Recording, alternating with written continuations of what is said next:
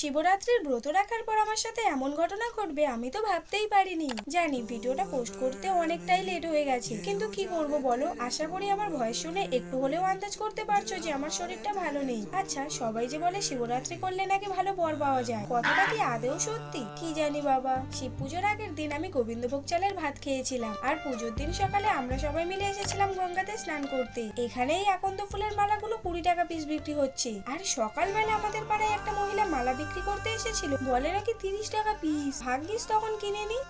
এই চালার ফুলটা আগে ভাসিয়ে দিই, তারপর বাবা মহাদেবের নাম নিয়ে একটা ডুব দেবো। জয় বাবা মহাদেব। এবার তোর পালা।